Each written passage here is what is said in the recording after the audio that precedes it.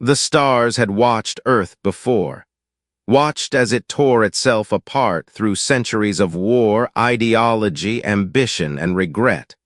Watched as it healed, limped, broke again, and rebuilt stronger. Watched as it looked inward long enough to remember what it feared, and then one day looked out. What the stars didn't expect was that Earth would keep looking, past its moon, past its scars, past its own history. It did not just reach for space, it prepared for it, for the dangers, for the politics, for the inevitable moment when someone somewhere would look at Earth's will to survive and call it dangerous. That moment came at 0300 hours Terran Standard Time. The transmission cut through every known relay channel with surgical precision. It carried no emblem, no greeting, only a voice, composite, cold, void of inflection. A message broadcast from the heart of the Galactic Concord, the ancient alliance of 12 dominant civilizations. This is the final demand of the Galactic Concord. Cease development of forbidden defense systems. Dismantle the Terran orbital network. Submit to inspection, comply within 7 cycles, or face judgment. No diplomacy, no offer for dialogue, just domination dressed in etiquette. The message looped 6 times, then silence returned, heavier than before. In the war chamber of the Pacific Defense Archaeology, Admiral Rhett Ashford stood watching. No aides, no advisors, just him, the screen, and the words that had threatened every breath his species had earned. He was a soldier of Earth's last great wars, a survivor of the Martian collapse, a strategist with no medals, no smile, and no time for bureaucracy. He had once retired, disappeared into the white silence of Patagonia. But when the Council's voice returned from the void, Earth called him back, and he answered. They gave him no ceremony. Just access to the keys, the black channels, the command codes sealed under 12 biometric failsafes. All it took was one retinal scan. He was back in uniform before the sun rose, not because he wanted to be, because someone had to be. 7 days passed. The Concorde received no reply. Earth's diplomats said nothing. The media speculated wildly. Protesters filled the megacities demanding de-escalation, and the Directorate held closed-door sessions beneath the Rockies, far from cameras, far from the trembling public. But Ashford knew. You don't reply to a gun aimed at your house by asking for a conversation. You build higher walls. You count your ammunition, and you wait for the invader to make the mistake of walking through your door. On the 8th day, Earth answered, not with a signed document, not with a delegation of ambassadors, with a broadcast, unfiltered, untranslated, sent across every known Concorde frequency and every unknown one they had ever mapped. Ashford appeared alone at the Terran astral podium. No script, no edits, just his voice, just his stare. We have received your final demand, he said, eyes locked on the lens. Here is ours. His tone did not waver, his hands did not shake. He spoke with the calm of a man who had buried thousands and still had room in his soul to bury more if necessary. Earth will not disarm. We will not dismantle our sky. We will not explain why we choose to defend ourselves in a galaxy built by conquerors. He leaned forward. We remember who we are. We remember our wars. We remember the price of freedom. And we remember who paid it. Then came the words that would ignite history. From this moment forward, Earth considers your message an act of war. He paused, then spoke once more. You want compliance? His voice sharpened. Come and take it.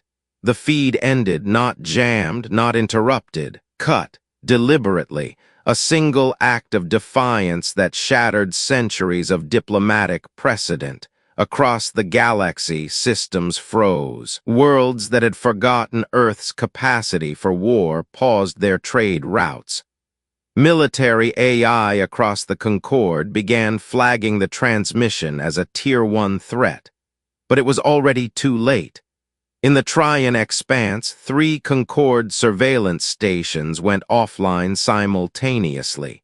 No distress calls. No survivors. At the edges of the Orion branch, a listening post exploded mid-sentence, its data stream reduced to corrupted ash. The Concorde panicked, but Earth didn't send a claim or explanation. Just nothing, because Earth had already moved. Behind their silence, they had activated the Iron Sky Doctrine, an unspoken contingency hidden for decades beneath civilian infrastructure and space industry contracts. Low-orbit kinetic platforms activated. Deep space stealth fleets, long thought to be disbanded, emerged from the Kuiper belt and dispersed across the stars. Thousands of AI nodes reconnected into a single combat mind built not for exploration, but for judgment. Ashford called no press conference. He issued no follow-up. He returned to the war room beneath the Pacific and stood in silence as operation confirmations flooded in. Dozens of green-lit executions, not a single miss. The message was clear. Earth was not asking for peace. Earth was warning. The Concorde, still believing in procedure, dispatched fleet deltas and diplomatic cruisers. They thought it was still salvageable. That Earth could be talked down, that perhaps someone in the Directorate would apologize. Ashford said only 3 words when the scans came in. They are too late. When his second-in-command asked for orders, he didn't blink. Burn their sensors, jam their frequencies, and start cycling the launch codes. But, sir, the diplomats are collateral, he said, eyes like iron. They sent us a threat. This is our reply. In the shadows of Earth's history, few men had ever truly spoken for the entire species. Ashford was not chosen to. But now, no one could stop him. He didn't raise a flag. He didn't wear a crown. He didn't seek glory. He simply looked at the stars and refused to kneel. Because for Earth, the war hadn't just begun. It had always been waiting. And now so was Earth, ready, unforgiving, awake. The stars didn't speak, not yet, but the silence after Earth's answer wasn't the silence of peace. It was the silence before something worse. Across the galaxy, the Concorde began to move, not with certainty, but with hesitation. Warships gathered. Advisors shouted. Councils argued. They still thought Earth was a flare, not a furnace. But deep inside Earth's Black Command, Ashford already knew. The Concorde had made their first mistake. Now Earth would make them pay for it. And the galaxy was about to learn what ashes smelled like when they came from worlds that thought themselves untouchable. The Concorde's first mistake wasn't the ultimatum. It wasn't even the arrogance of assuming Earth would bend, as so many others had. Their first real mistake was thinking they still had time. Within 48 hours of Ashford's broadcast, 3 more Concorde surveillance outposts disappeared from the star maps. Not sabotaged, not overtaken, erased. Entire structures disassembled by kinetic impacts and plasma cores detonated with surgical precision. No distress signals, no emergency beacons, just the sudden disappearance of facilities that had existed for decades. There were no fingerprints left behind, only the cold realization that someone had planned these strikes not days in advance, but years.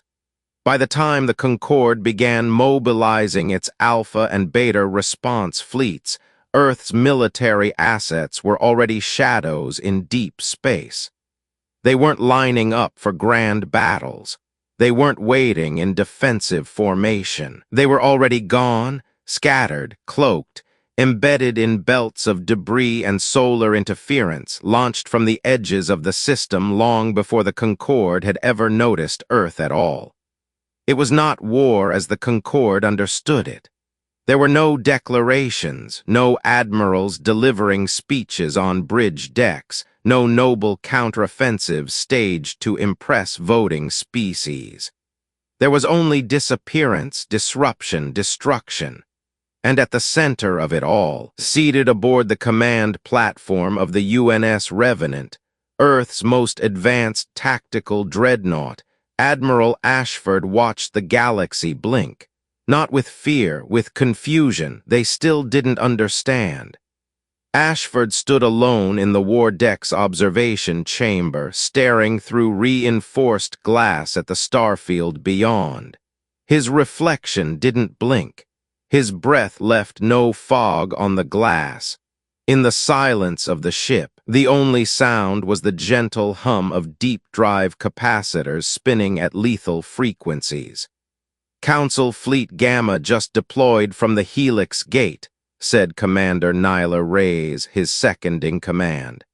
"Projected vector is high-orbit Vega corridor. They're setting up for blockade positioning, 12 battlecruisers, 3 diplomatic carriers, 2 planetary shield rigs en route from Selvar." "They are slow," Ashford replied flatly. Reyes frowned. "You think it's posturing?" "No," he said. "I think they still believe this is a negotiation." He turned away from the glass, walking back toward the holomap. Dozens of red blips shimmered over a three-dimensional rendering of local galactic space. But it wasn't the enemy ships he was watching. It was the gaps. "They're putting diplomats in their fleet formations," Reyes said. "You think they want a second chance to talk?" Ashford shook his head. "They think we'll hesitate." Reyes exhaled. "Should we send a counter-transmission, confirm our position?" "We already did," Ashford said, tapping the console. On the holographic grid, a pulsing blue vector arced through the Vega corridor, intersecting the Concorde fleet's predicted arrival zone within 11 hours. "What's that?" Reyes asked. "I'll reply." He turned to her. "It's called Operation Ember Protocol. The Revenant didn't fire first. It didn't have to. 4 Hunter-class stealth corvettes had already infiltrated the Vega line days before the Concorde began moving. Hiding in the magnetic shadow of drifting rock fields and decoy transport hulls, they waited. Each was armed with silent payloads, neutron destabilizers and pulse-dampened void mines capable of disabling entire fleets without triggering early detection systems. As Fleet Gamma crossed into position, their long-range comms flickered, then died. The first sign that something had gone wrong wasn't when their shields failed. It was when their command cruiser stopped responding. The second sign was when it started drifting, silent, powerless, engines cold. The third sign was the missiles. Dozens of kinetic darts broke through the void at relativistic speed, launched from points no one had tracked. They weren't flagged as threats. The Concorde's defense systems didn't even recognize the signatures. By the time the fleet adjusted targeting arrays, the missiles had already split into hundreds of smaller projectiles, razor-sharp, AI-guided, shield-piercing, each aimed with microsecond precision. Fleet Gamma didn't fall in a blaze of glory. It shattered. Command decks ruptured. Pressure hulls split. Explosive decompression tore through ships that had never seen true war. The diplomatic carriers, parked in the middle of the formation as soft targets, disintegrated before anyone could issue a distress signal. Earth didn't fire to warn. Earth fired to finish. On board the Revenant, the operation concluded in 17 minutes. No Earth losses. Reyes stared at the data feed pale. There were thousands of crew aboard those ships. Ashford didn't respond immediately. He stood with arms crossed, his face unreadable. "They sent a demand," he said quietly. "We replied." She turned to him, voice tense. "Sir, some of those vessels had civilian staff, non-combatants." "No," he said. "They had uniforms, they had authority. They were part of the system that decided Earth didn't deserve sovereignty. That makes them part of the decision." She stepped back. He didn't follow. "Prepare Ember 2, he said. "By the time the Council realizes they've been blindfolded, I want their hands tied behind their back, too." Across the Concorde's inner systems, fear spread faster than fact. For centuries, the Concorde had maintained dominance not by brute force, but by legal pressure, trade control, cultural reshaping. Entire civilizations had been forced into alignment through economic treaties and education systems that erased resistance. But Earth was different. It hadn't begged for inclusion. It hadn't fought for it either. It simply built its own walls and its own weapons. Now, species once allied in confidence began to reconsider.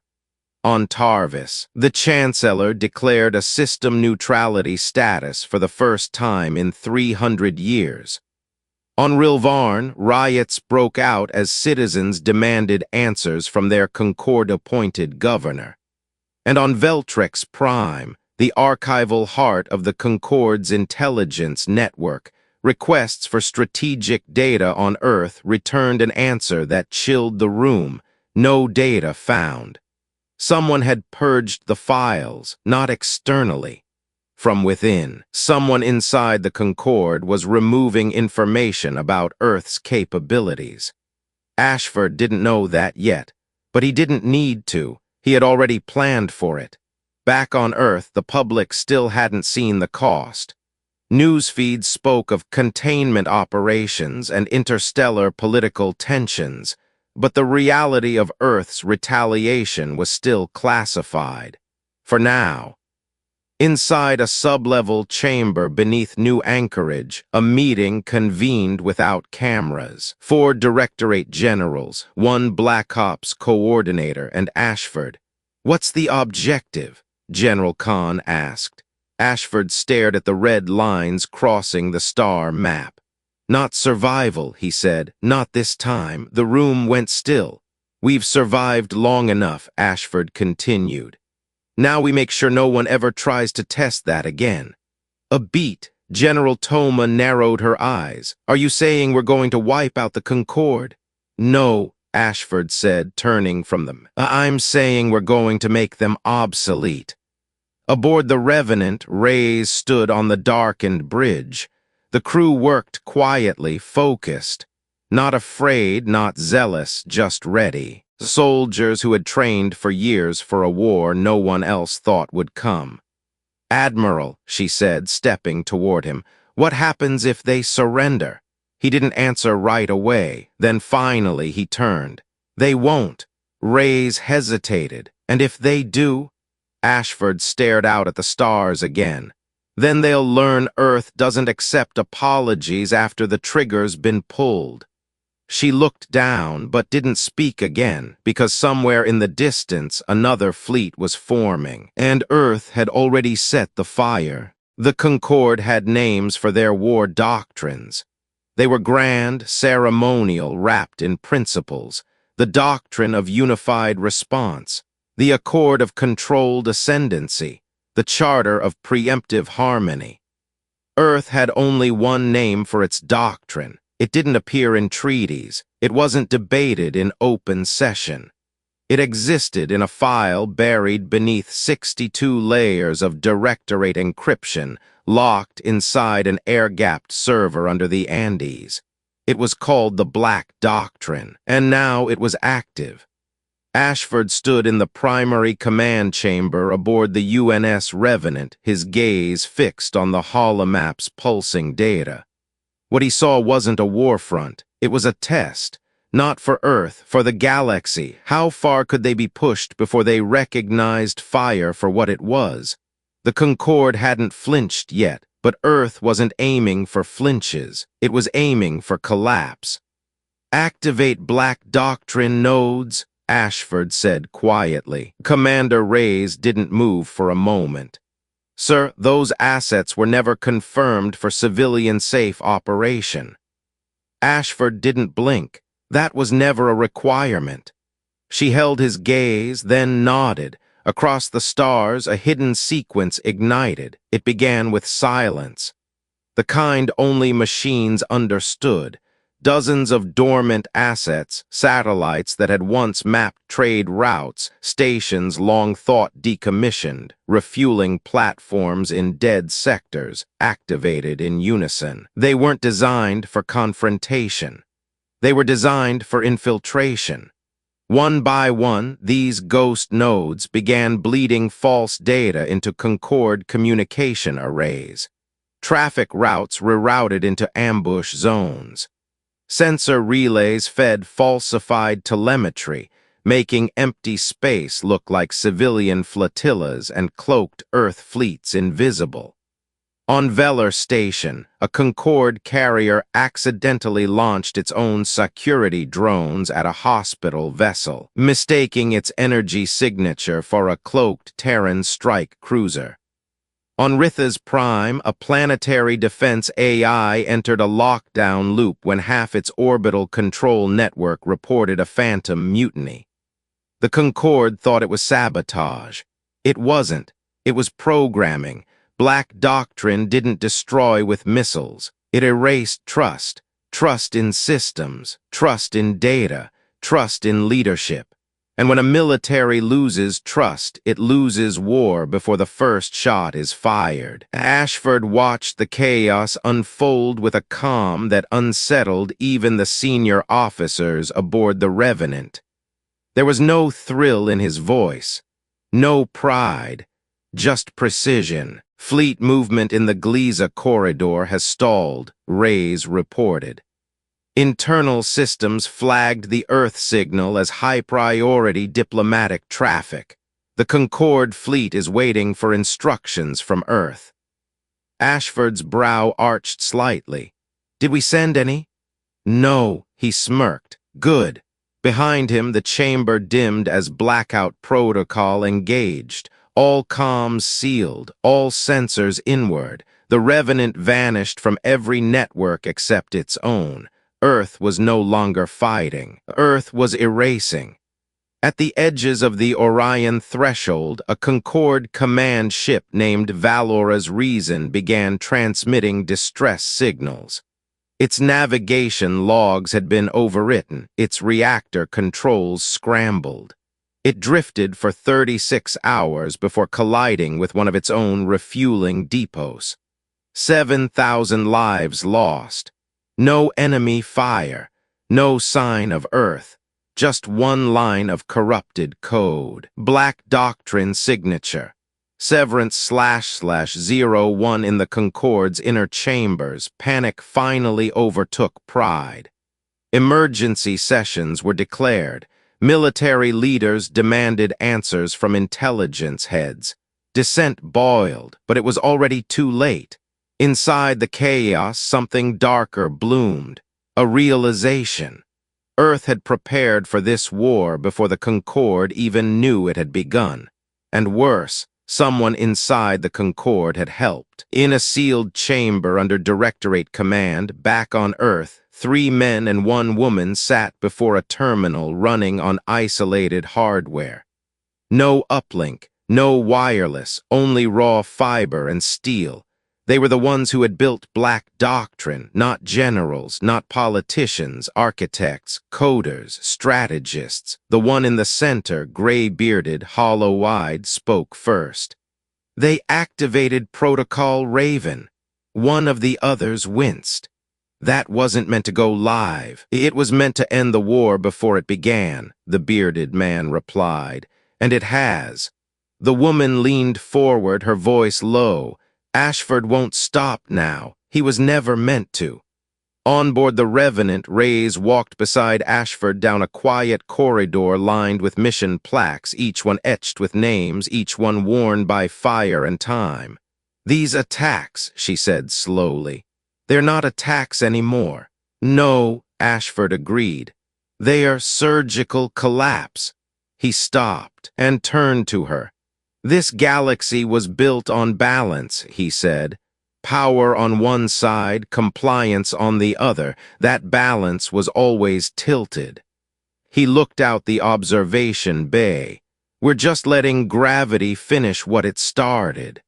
Ray's voice dropped to a whisper. "Is that what we're doing, sir? Letting it fall?"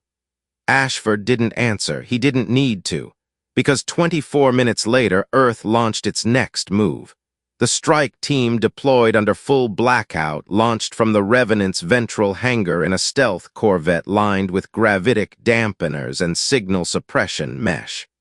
Their target, Yelron's Eye, the Concorde's primary interspecies coordination node, more important than a battle cruiser, more dangerous than any dreadnought. This was where orders became strategy, where species across the Concorde learned what to believe, where policy was shaped. The team inserted undetected, moving through maintenance shafts mapped by Earth's intelligence network a decade prior. They didn't shoot to kill. They shut down servers, rewrote security permissions, hijacked the emergency override lines. In under an hour, Yelron's Eye broadcast a single message to every Concorde fleet. Earth has initiated terms of surrender, all fleets to stand down. Then the station went dark. By the time the Concorde verified the breach, 15 fleets had already powered down shields. 4 were destroyed in that window, by Earth. No warning, no mercy, no explanation, just fire. Inside the command center, Ray's could no longer hide the edge in her voice. They surrendered under a false order. "They hesitated," Ashford replied. "They were lied to." He turned to her slowly. "So were we, every generation before us. Lied to about safety, about rules, about peace." A long silence passed, then he walked past her. "The difference is we decided not to wait to be told what happens next." The stars had grown quieter, not because Earth silenced them, because they didn't know what to say. Systems began going dark voluntarily. Civilizations locked down their wormholes. Some tried to send envoys. Ashford sent them silence. On a backwater moon in the Elker Fringe, a Concorde representative finally received a reply to his call for truce. It was one line, typed, not spoken. "You had your chance." But not everyone on Earth agreed. Far beneath the crust in the ice chambers of old Europa Command, whispers spread, not of rebellion, not yet, but of doubt. Because while Earth had won every battle, something deeper had begun to break. They said Veltrex Prime couldn't fall. It was the brain of the Galactic Concorde, an information fortress carved into the crust of a planetoid wrapped in 4 moons and 2 artificial suns. Every diplomatic secret, intelligence report, and species profile passed through its black hallways. Its defense grid had 2,000 orbital platforms. Its data vaults were buried beneath kilometers of reinforced crystal. And in 500 years, not a single enemy had ever breached its outer shell. Until now. The UNS Revenant dropped out of warp at the edge of the Veltrex system under full dark protocols. No beacon, no wake trail, just an empty signature moving like a shadow through space. Inside the warship, Ashford stood before the command deck's observation glass, arms behind his back. His face held no anticipation, no doubt, only certainty. "They won't see us coming," he said. Commander Reyes stood nearby, lips tight. "They never do." The silence between them spoke more than words. Below deck in a reinforced launch bay, 13 soldiers stood inside a matte black stealth pod. No insignia, no rank. They wore custom encrypted exosuits with cold-sealed breathing rigs and dampeners that nullified heartbeats within 1 meter. They didn't speak. They didn't ask for survival plans. They already knew they weren't coming back. They were Earth's ghosts, trained for missions with no extraction. Their leader was Riker, bald, scarred, silent. A man Ashford once described as what's left after loyalty outlives orders. When Ashford stepped into the launch bay, every helmet turned to him. "This is our only window," he said. "You breach the facility, you download what we don't know, you plant the seed, and you stay until it burns." No one objected. Riker only nodded. "They think they are safe in their vaults," Ashford continued. "They think this war is about fleets. It's not. It's about information. They know too much about us. Let's return the favor." He walked to the console and tapped the launch code. The pod sealed with a hiss. 30 seconds later, it launched in silence. No engine flare, no guidance ping, just a black bullet aimed at the galaxy's skull. Veltrex Prime never had a chance. The outer sensor net fried within 5 seconds of Earth's arrival. Pulse disruptors launched weeks ago from sleeper satellites detonated across the orbital lattice, rendering the planetary AI blind. 3 Concorde defense ships launched, but were immediately shredded by kinetic slugs fired from Earth's orbital kill rigs hidden since long before the war. Project Salted Glass, approved by Ashford, funded in silence, now unleashed. The drop pod entered Veltrex's crust through maintenance access shafts mapped years ago by Earth's deep intel probes. Inside, the ghost team moved like vapor. No bullets fired, no shouts, just precision. By the time the Concorde realized something had breached level 3 of their vault systems, Riker had already reached the core. He didn't hesitate. He activated the virus. Then he looked at the files. He saw Earth's name over and over, their leaders, their fears, their psychology, their species' genome. He muttered only one thing as he hit the trigger: "You never understood us." The virus spread like wildfire, corrupting terminals, scrambling archives, detonating countermeasures that triggered an automatic AI purge. The core collapsed within minutes, and Riker's final words, captured in a fragmented uplink, would spread through Earth's darkest channels for years.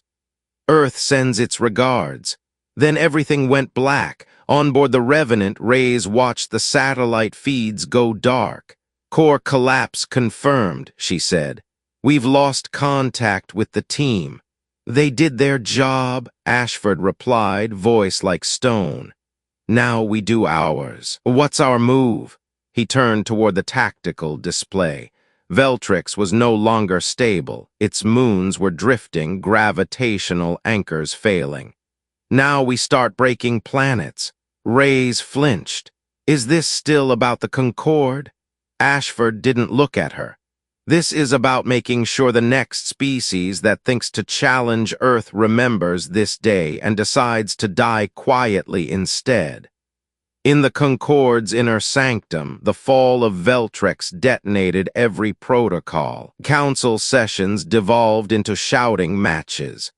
Representatives from key systems demanded emergency evacuation. Panic spilled into diplomatic channels. Entire fleets began retreating, not from Earth's weapons, but from its strategy. They'd prepared for war, not for erasure, not for a species that hunted archives and burned symbols, and Earth had just burned their memory. Ashford knew what came next. They would run to Ararodex, the capital planet of the Concorde, a political sanctuary surrounded by shield networks, cultural archives, ceremonial temples. They would hide behind their monuments. So he decided to aim at the monuments. "Set a course for Ararodex," he ordered. Rays stared at him. "That's not a battlefield. That's the heart of their governance. If we hit it..." They made it a target, Ashford interrupted. They built an empire on our compliance. Now we return the favor. In the Sovereign Earth Command bunker beneath Alaska, Admiral Declan Creed watched the reports come in. He was older than Ashford, less revered, but he had led Earth's unification forces during the South Asian collapse. He knew what overreach looked like. Now, as images of Veltrex Prime's destruction poured in, he saw it again. "He's winning," one officer whispered. Creed shook his head. "No," he growled. "He's destroying." The room fell silent. "He's not protecting Earth anymore," Creed said. "He's remaking the galaxy." A younger officer muttered, "Should we recall him?" Creed turned to him. "You don't recall Ashford. Why not?" "Because he doesn't come back in cuffs," Creed said. "He comes back with guns." As the UNS Revenant approached Ararodex, the Concorde's last bastion, the outer defense grid began to pulse. Planetary shields engaged, autocannons locked into place, gravity well displacers activated to block orbital drops. Ashford didn't flinch. He tapped a console. "Open a trade wormhole corridor, Route 9, make it look like a damaged Earth freighter. Deploy 20 Hunter-class drones on standby." Reyes raised an eyebrow. "You think they'll take the bait?" "I don't care," he said, "as long as one of them opens the door." 6 hours later, one did. A Concorde scout ship exited the wormhole expecting a disabled vessel. Instead, it was torn apart in 5 seconds. The corridor remained open 23 seconds longer. That was enough. Through it, Earth sent in the wolves. The wolves were not conquerors. They were erasers. Silent jump corvettes loaded with breaching torpedoes and micro-sabotage teams. Their mission: hit Ararodex's core, communications, shield matrix, and if possible, the triumvirate leadership. They arrived like phantoms, struck like thunder, and left before alarms finished sounding. Ashford didn't watch the feeds. He already knew. He simply looked at Reyes and said, "Flatten it." She hesitated. "Sir, it's a capital. They are evacuating." "It's not a capital anymore," he replied. "It's a message." 3 orbital railguns fired. Their targets, not military bases, but symbols: the beacon tower, the treaty bridge, the halls of order. They were erased in 7 seconds. From orbit, it looked like meteors. When the dust settled, Ararodex looked like every other fallen world, and for the first time, the Concorde had no words left. Back on Earth, beneath the cold concrete of Alaska's Sovereign Command, Admiral Creed looked at the burning skyline of Ararodex on the holoscreen. No one spoke. He stood slowly. "I need to speak to him." His aides stared. "You're going to speak to Ashford?" "No," Creed said. "I'm going to remind him that Earth still has a soul." The treaty bridge still glowed days after it fell. Its metal bones, once a symbol of peace, now curved inward like a broken rib cage, half submerged in volcanic ash and electromagnetic fire. Smoke curled into the sky of Ararodex, and what was once the beating heart of the Galactic Concorde now pulsed only with aftershocks and silence. Ashford watched the satellite feed in silence. On the bridge of the Revenant, no one spoke. No cheers, no applause, not even Reyes. The moment had passed, and what came after was wait. "Their planetary grid is collapsing," she finally said. "Power surges across the inner arcology systems. Civilian transmissions are broadcasting on open channels, but they are not calling for help anymore. They're just stunned." Ashford didn't blink. They thought monuments would protect them. Reyes lowered her voice. "You've made your point." He turned to her, expression flat. "No, I haven't." She took a step forward. "You've broken Veltrex. You've buried Ararodex. We've shown the galaxy Earth isn't to be trifled with, but we're not fighting for survival anymore. We're erasing governments, symbols, cultures." He studied her, and, her hands curled into fists at her sides, she didn't look away. What future do we build if we burn everything that disagrees with us? Ashford's eyes narrowed, one where no one dares threaten us again. Ray's didn't answer, because deep down, she'd known it would come to this. Ashford wasn't building peace. He was building permanence, and that required fear. In the Sovereign Earth Command bunker in Alaska, the room was no longer calm. Admiral Creed had returned. He slammed a hard copy file on the table, something no one had done in years. It bore the classified report stamped only for Directorate Tier Z clearance. The title read, Project Obsidian. The contents, horrifying. Civilian infrastructure in outer colonies burned. Archive centers vaporized. Automated orbital purges of communication satellites flagged as non-compliant. And at the center of every signature, Ashford's name. Is this victory? Creed demanded, voice rising above the flickering screens. Is this the Earth we bled for? His aides shifted uncomfortably. No rebellion, no protest justifies this kind of purge, he snapped. He's executing systems that had no weapons, destroying planets not because they are threats, but because they are reminders. A junior officer whispered, Sir, the outer colonies are falling in line. There's no more resistance, no more fear. Creed turned to him like a storm. No, there's only silence. That's not stability, that's tyranny. On Mars, in the terraformed domes of New Kadesh, citizens watched as their newsfeed switched without explanation. One moment, reports of ongoing trade in the outer ring. The next, raw footage of Ararodex's destruction. Flames, rubble, screams on loop. The Directorate claimed it was an internal security breach, but the feed wouldn't stop. A new voice cut through the screen. Low, ragged, a soldier, he stood in a cracked bunker, half his face bandaged, blood on his chest plate. His name flashed only once before the image distorted, Lieutenant Maya Halden. Her message was short. I served under Ashford in the Martian insurgency. I followed him through fire, but this isn't protection, this is conquest. And if we don't stop him, Earth won't survive its own shadow. Well, then the transmission cut. But it was too late. The loop had already begun, and Earth had never been good at stopping a message once it started moving. Aboard the Revenant, Ray's stood at the main display, pulse hammering. Sir, we have a situation. Ashford looked up from the tactical board. Define it. Earth Command has locked civilian access to the Directorate network. Admiral Creed has declared emergency review under Article 9. Ashford's jaw flexed. A review. Yes, sir, he's calling you back. Ashford turned slowly toward the forward window, staring at the stars beyond. He didn't speak for a long moment. Then, prepare the fleet.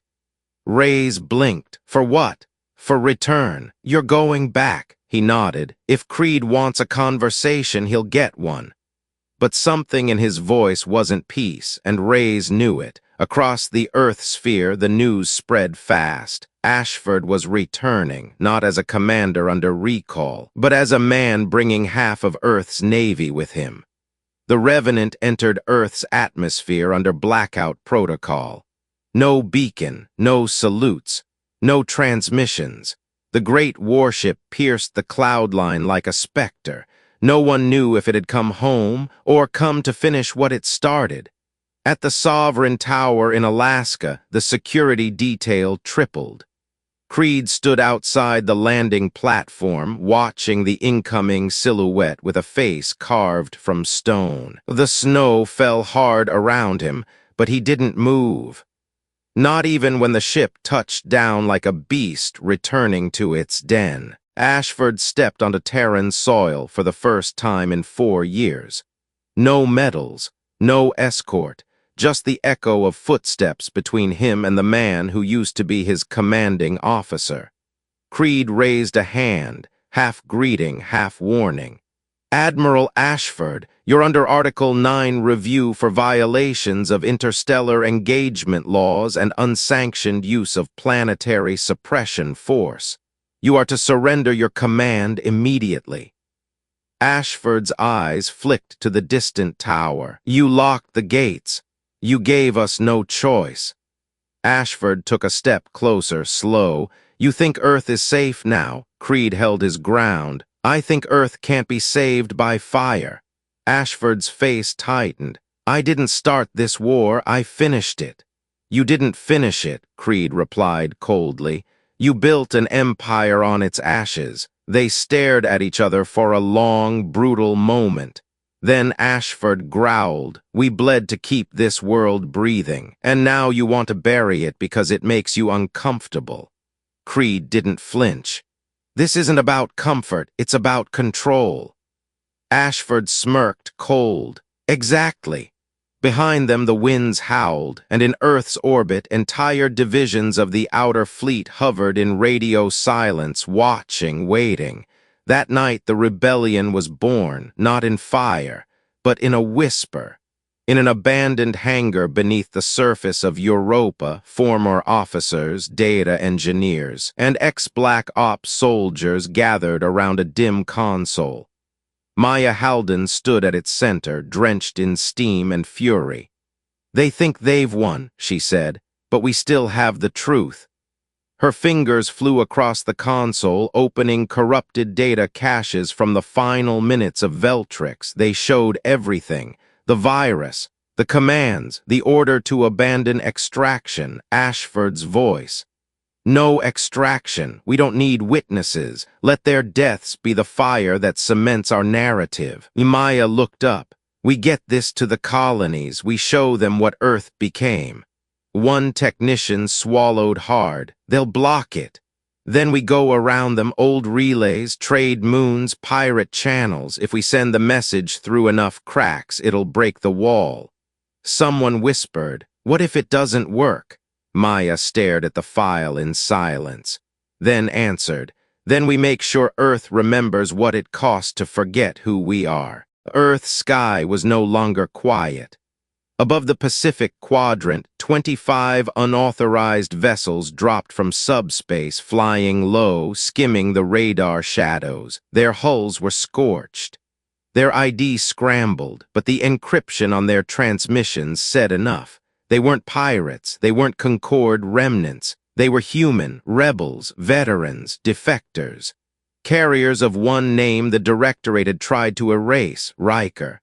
His voice, raw, defiant, dying, played on loop across the rebel fleet's comms as they descended on Terran airspace. We weren't meant to come back, but we do, and we bring proof. Inside Sovereign Earth Command, red alerts screamed across every holodable. Admiral Ashford stood at the center of the war room, his fists clenched behind his back. Behind him, Reyes stared at the tactical feed as systems began to fracture. Network nodes collapsing under signal overrides, orbital defenses hesitating. They're transmitting the full logs, she said. Not just the broadcast, full cache, Veltrix, Ghost Team orders, your voice. He didn't answer, not immediately, because across Earth, every screen, every console, every wrist link began flashing the same 3 words in crimson, no extraction logged. Then came the rest, footage, audio, Riker's blood-slick helmet as he screamed into the void. They wanted us dead, not for the mission, but because we saw too much, because we knew what Earth really was becoming. Ashford's image followed next, not triumphant, not edited, just his voice in cold audio. Let their deaths be the fire that cements our narrative.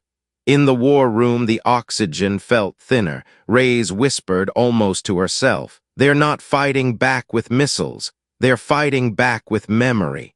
Ashford's eyes sharpened. Send the strike order. Reyes froze. Strike who? Every vessel over our atmosphere. All rebel signatures. I don't care if they are broadcasting truth, lies, or a bedtime story. Wipe them out. Rays didn't move. Ashford stepped closer. I gave you an order, and for the first time her voice didn't tremble. I won't follow it. The room stopped breathing. Ashford's jaw tightened, his voice quiet. You swore loyalty. I swore to protect Earth, Rays replied. Not burn it just to keep you on a throne made of silence. They stared at each other, steel versus storm. Then came the tremor. The Revenant, still hovering in high-atmo standby, began powering down its external weapons grid, not from Earth's command, from its own captain. Captain Sorrel, a student of Ashford's own war doctrine, had seen the files too. He had heard Riker. He had read the lines beneath the fire. He didn't issue a warning. He just turned the guns away from Earth. Silence spread across the orbital fleets, and Earth cracked. In East Africa, in the underground metro hubs of New Lagos, transport ships meant for interstellar defense took off without orders. Bases went dark. Fleets unlinked from Earth-net. By nightfall, 10 outer colonies had ceased responding to Directorate command. By morning, a dozen more declared themselves post-sovereign. At noon, a signal pinged Earth's core fleet from the Vega corridor, a pirate-fragmented carrier repainted in matte black, broadcasting one phrase in defiance. We remember Veltrix. Inside the Sovereign Tower, Creed stared at the data avalanche. His aides flitted between consoles, trying to contain leaks that could no longer be sealed. He's calling a loyalist uprising, one whispered. No, Creed muttered. He's calling for a new Earth. He didn't speak in metaphors, he meant it. Ashford didn't storm the tower, he waited, let the message spread, let the fire he had started come home. By the second day, 15 more orbital divisions refused to answer to anyone but him, not out of fear, but because they remembered who had defended Earth when the stars turned cold. And now, some of them couldn't let go, even as the truth spread. But not all loyalty is blind, not anymore. In the decommissioned maintenance tunnels of old Geneva, a second rebellion sparked to life. Maya Halden stood beneath a flickering security light, one hand on the old data spike from Riker's final cache. Around her were engineers, pilots, ex-soldiers, many of them once Directorate elite. She lifted the spike. This was never about power, as she inserted it into the uplink. A burst of corrupted light flashed across every rogue terminal in the Vega corridor. We don't just expose him now, she said. We go back to Earth. And they did, not with 1,000 ships, not with superweapons, but with truth and fire. They bypassed Earth's outer perimeter through long-forgotten trade lanes. Subspace bursts jammed the Sovereign net just long enough for one ship, the Nadir, to slip through. It was unarmed, but it carried enough momentum to punch through the no-fly zone over Alaska, where the Sovereign Tower still stood watching. When the ship crashed through the outer perimeter in a storm of scorched steel, they didn't fire. They didn't have to. Because half the soldiers guarding the base saw one name across Maya's chest plate and dropped their weapons. Halden, the one name Ashford had buried. Now it marched through his front door. Ashford stood at the top of the tower, watching her approach. He didn't call backup. He didn't shout orders. He just turned and waited. The doors opened. She stepped in, no weapons, no guards, just soaked from rain and fury. He looked at her. So you made it home. She stepped closer. You took home and turned it into a weapon. He tilted his head. You think I wanted this? You chose this, she said. You killed Riker, you killed truth, and now Earth is burning because it remembers what we were supposed to be. His voice dropped, cold, clipped, cracked around the edges. I didn't become this to rule. I became this because no one else had the spine to protect us. She didn't flinch. You didn't protect us, you remade us in your image, and now it's falling apart. I kept Earth alive, he snapped. At every cost, she said. They stared at each other. Thunder rolled. Then he stepped slowly toward the window, looking out at the lights flickering across the city. One by one they blinked, dimmed, and vanished. The power grid was failing, not because of attack, but because the system no longer believed in the man behind the command. "You're here to arrest me," he said softly. She shook her head. "No, then what? To end this with dignity before someone else ends it with your blood." A long silence. Then Ashford turned. His face was tired, not broken, but tired. "Dignity," he whispered like it was a language he'd forgotten. "I left that on Titan."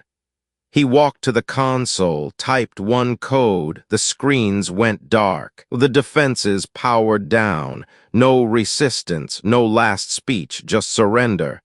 "It ends here then?" he asked. Maya nodded. "Yeah, it ends here." They didn't hang a banner. There was no crowd, no cheering in the streets, no celebrations, just silence. Ashford stood before the Terran tribunal chamber, once a symbol of Earth's sovereignty, now hastily restructured into a place for reckoning. The iron walls bore no flag. The seats were filled not with politicians, but civilians, scientists, historians, survivors. No cameras, only eyes. When asked if he had anything to say in his defense, Ashford's answer was not loud. It was just honest. "I did what I thought Earth needed." He paused. "I was wrong. No plea, no justification, just wait. They didn't sentence him to death. They didn't want a martyr. They sentenced him to exile, stripped of rank, stripped of identity. No uniform, no insignia, no return. He left Earth in silence. No ship, no escort. Just a single cedar craft and a long, empty path toward the rim where no fleet would follow. History, however, did, and it refused to agree. Some called him the protector who saved Earth when no one else would act. Others called him a tyrant, a warlord cloaked in strategy and flags.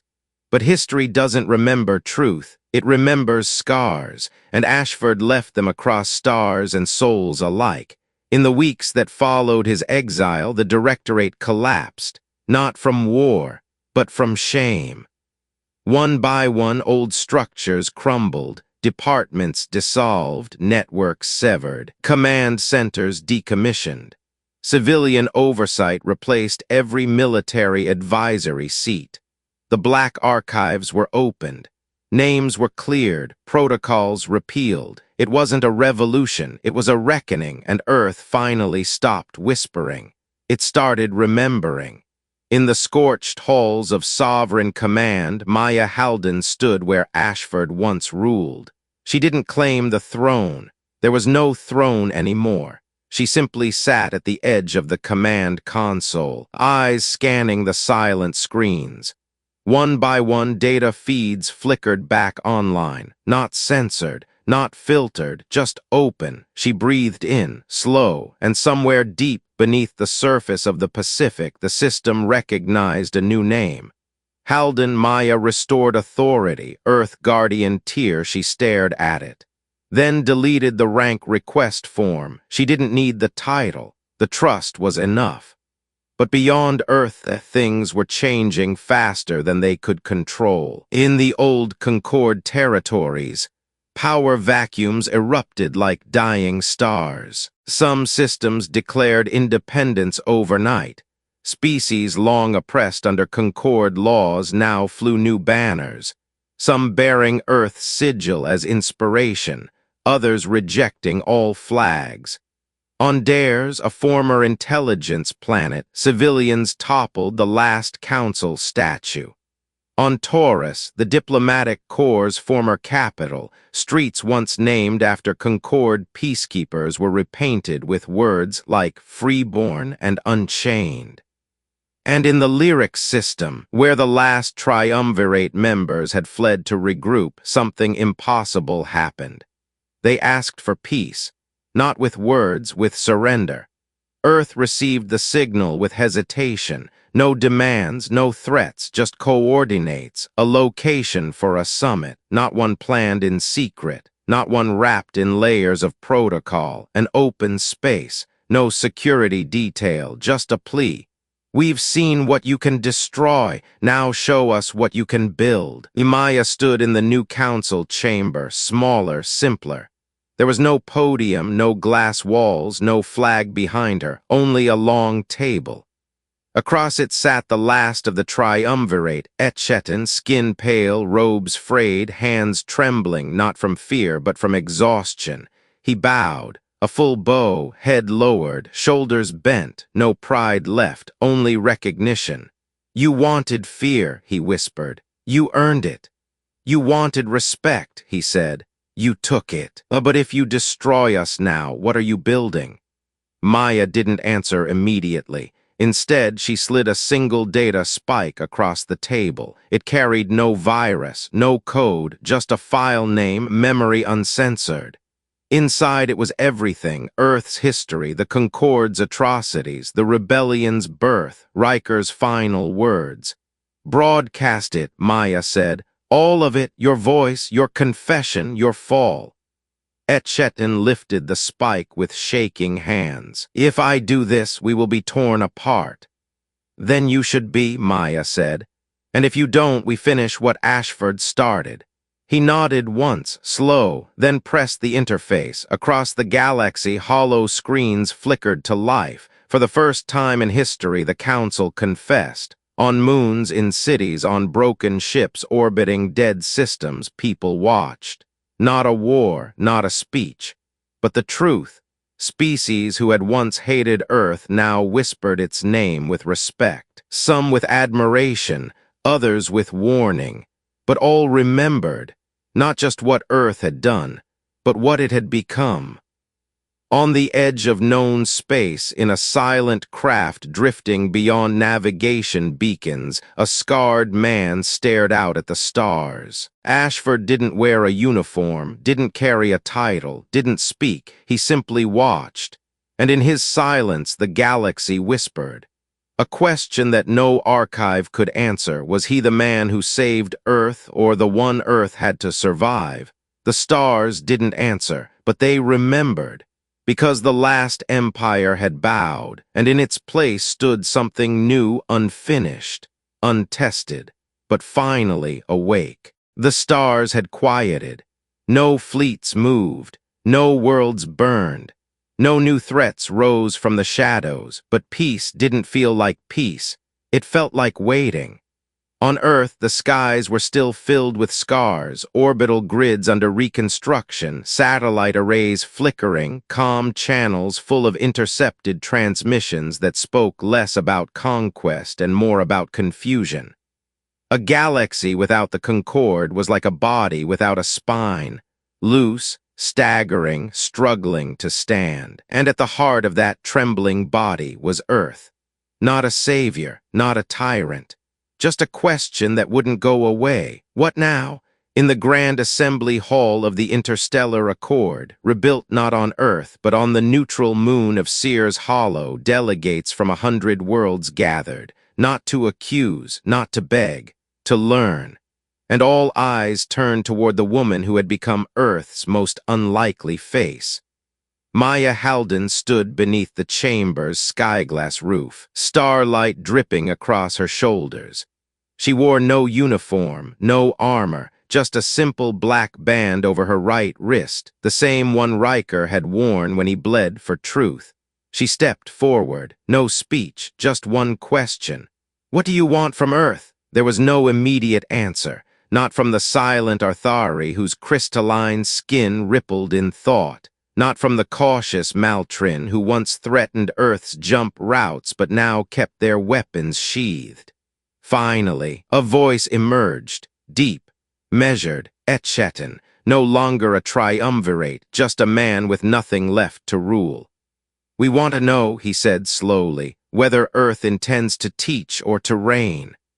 The hall went quiet again. Maya nodded, then opened her palm. A drone floated forward, small, unarmed, shimmering with archive dust. It projected Earth's entire history in symbols and timelines, not just the wars, but the famines, the rebellions, the climate collapses, the genocides Earth once tried to forget, and then the rebuilds, the reconciliations, the long, hard crawl from tribal rage to collective thought. "We didn't conquer the stars because we were better," Maya said. "We made it here because we failed enough times to learn what not to do." A breath passed through the chamber, then she continued. "You think we brought war, but we didn't. You were already at war with each other, with your own people, with any world that didn't bow the right way." Another breath, and yes, we responded with fire. She paused, but it was fire you lit first. The drone shifted. Riker's last words played across the dome, not just his call for truth, but his confession. "We're not perfect, we never were, but if our story is written in blood, let it be our own first." The projection ended. Maya stepped back, then said the last thing anyone expected. "We're stepping down," gasps, whispers. She raised her hand before they could speak. "Earth will not lead this new accord. We will contribute. We will defend peace. But we will not dictate the path forward." She turned to leave, then paused. "One last thing," she said quietly. "We may not be the oldest species here, but we're the ones who stopped pretending we were flawless. If you want a teacher, start with someone who has been humbled." And with that, she walked away. In the months that followed, the accord didn't crumble, it adapted. Without Earth in command, other species stepped forward, not to dominate, but to participate. New laws were forged, not by fear, but by consensus. Defense systems were realigned, not to aim inward, but outward toward the still uncharted voids where dangers ancient and unknowable might one day wake. And Earth watched, listened, sent aid, but held no throne, because Maya had meant what she said. True power is not the ability to burn the galaxy. It's knowing when not to. In the farthest edge of mapped space, beyond any signal, a tiny exploration vessel floated near a system with no name. Inside, a man with no flag stood over a console, his face older, beard unkempt, but eyes still sharp. Ashford, exiled, forgotten by some, hated by others, admired by a few. He read the message on his console. It had traveled a long way, bouncing from one silent relay to another, avoiding filters, slipping past bands. It was only 3 words. "We learned, finally." He read them, then smiled. Not bitter, not triumphant, just tired. Outside his ship, a binary star rose over the horizon of a ringed gas giant, painting the void in gold. He whispered to himself, "Then maybe it was worth it." Epilogue, the voice that remained in the centuries that followed. The Iron Sky Doctrine was studied, not as a doctrine of war, but as a doctrine of restraint. The galaxy didn't remember the missiles, it remembered the questions. And buried in every history archive, somewhere between terror and truth, one line remained, etched into every language the stars knew. The last empire bowed, and Earth chose not to rise in its place. That was the lesson, that was the legacy, and that was humanity.